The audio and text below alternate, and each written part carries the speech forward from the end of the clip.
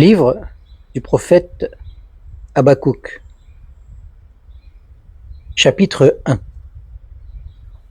Voici la menace dont le prophète Habakkuk eut la vision. Jusqu'à quand, Éternel, appellerai-je au secours sans que tu écoutes? Te crierai-je violence sans que tu sauves? Pourquoi me fais-tu voir le mal et regardes-tu l'oppression? Pillage et violence sont devant moi, il y a contestation et la dispute s'élève.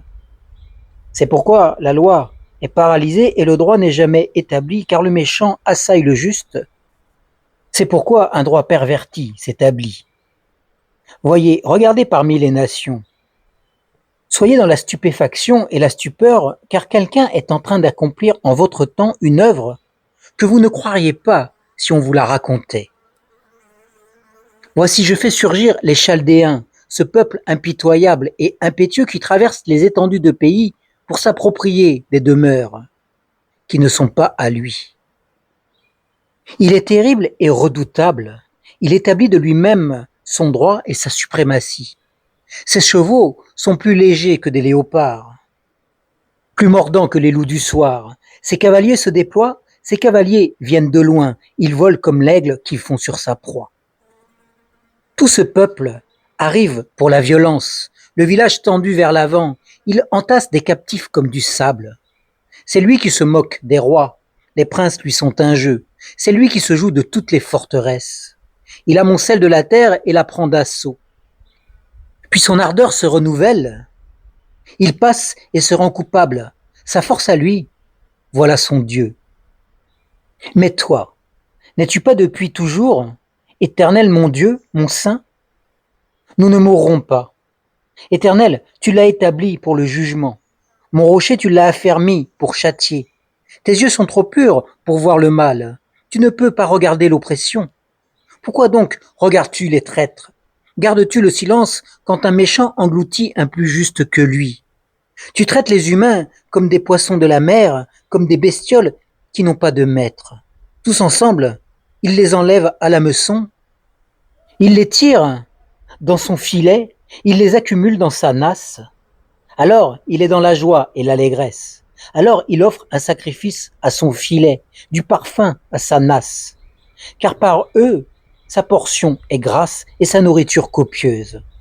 Alors va-t-il vider son filet et continuer sans pitié à massacrer des nations? Chapitre 2. Je vais prendre mon tour de garde, je vais me tenir sur le rempart. Je vais guetter pour voir ce qu'il me dira et ce que je répliquerai au sujet de mes doléances. L'Éternel me répondit en ces termes.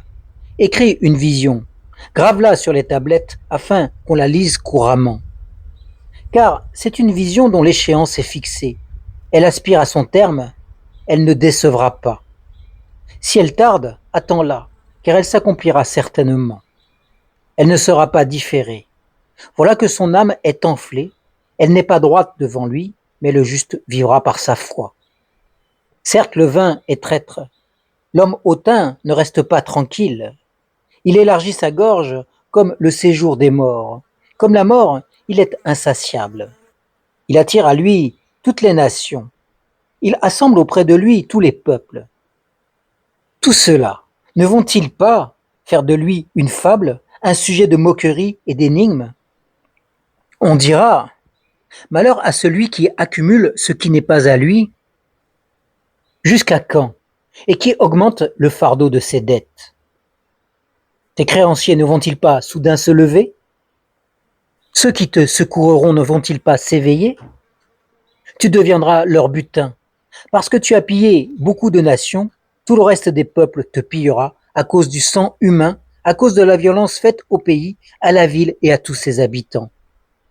Malheur à celui qui, pour sa maison, se taille un profit malhonnête afin de faire son nid sur des sommets, pour se préserver de l'atteinte du malheur. C'est la honte de ta maison que tu as décidé, en abattant de nombreux peuples, tu as manqué ta vie. Car la pierre crie à la muraille et la poutre lui répond de la charpente. Malheur à celui qui construit une ville dans le sang, qui fonde une cité dans le crime. N'est-ce pas de l'Éternel des armées que vient ceci? Les peuples se fatiguent pour le feu, les foules peinent pour du vide, car la terre sera remplie de la connaissance de la gloire de l'Éternel, comme les eaux recouvrent le fond de la mer. Malheur à celui qui fait boire son prochain, à toi qui verses ton poison et qui l'enivre, afin de voir sa nudité. Tu t'es rassasié de honte plutôt que de gloire. Bois aussi toi-même et mets-toi à nu. La coupe de la droite de l'Éternel retournera vers toi. Honte sur ta gloire.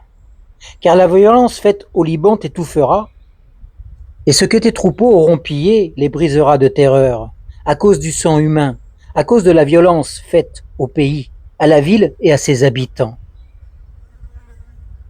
À quoi sert une statue pour que l'artisan la taille? Une image de métal fondu enseignant le mensonge? Pour que l'artisan qui l'a façonnée se confie en elle au point de fabriquer des faux dieux muets. Malheur à celui qui dit au bois, lève-toi, à la pierre silencieuse, réveille-toi. Enseigne-t-elle? La voilà plaquée d'or et d'argent, mais en elle, pas le moindre esprit. En revanche, l'Éternel est dans son saint temple. Que toute la terre fasse silence devant lui. Chapitre 3. Prière du prophète Habakkuk sur le mode des complaintes.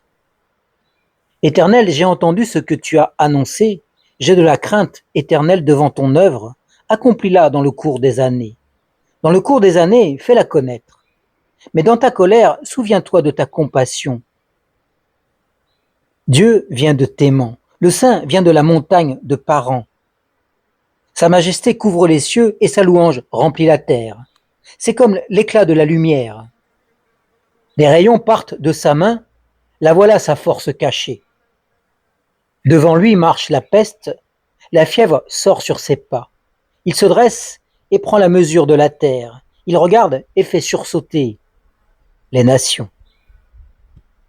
Les montagnes éternelles se disloquent et s'effondrent les collines antiques, les antiques sentiers. Je vois les tentes de Couchan réduites à néant. Les abris du pays de Madian frémissent. L'Éternel est-il irrité contre les fleuves? Est-ce contre les fleuves que s'enflamme ta colère, contre la mer ta fureur, lorsque tu montes sur tes chevaux, sur tes chars de victoire? Ton arc est mis à nu. Tes serments sont les flèches de ta parole. Tu fends la terre par des fleuves. Les montagnes te voient et tremblent. Une trombe d'eau passe, l'abîme fait entendre sa voix. Il lève ses mains en haut. Le soleil et la lune s'arrêtent sur place. À la lumière de tes flèches qui partent, à l'éclat fulgurant de ta lance, tu parcours la terre avec fureur, tu écrases les nations avec colère, tu sors pour le salut de ton peuple, pour le salut de ton Messie. Tu brises le faîte de la maison du méchant, tu la détruis de fond en comble. Tu perces de leurs propres flèches la tête de ces chefs qui se précipitent en tempête pour me briser, en poussant des cris de joie, comme s'ils dévoraient déjà le malheureux en cachette. Tu as ouvert un chemin à tes chevaux dans la mer, dans un amas de grandes eaux. J'ai entendu et mes entrailles ont frémi. À ce bruit, mes lèvres ont tremblé. Mes os se dissolvent, et sans bouger, je frémis d'attendre le jour de la détresse où notre assaillant montera contre le peuple. Car le figuier ne fleurira pas, point de vendange dans les vignes. La production de l'olivier sera décevante, les champs ne donneront pas de nourriture, le petit bétail disparaîtra de l'enclos, point de gros bétail dans les étables. Mais moi, j'exulterai en l'Éternel. Je veux trouver l'allégresse dans le Dieu de mon salut. L'Éternel, mon Seigneur, est ma force. Il rend mes pieds semblables à ceux des biches et me fait marcher sur les hauteurs. Au chef du chœur, avec des instruments à cordes. Fin du livre du prophète Habakkuk.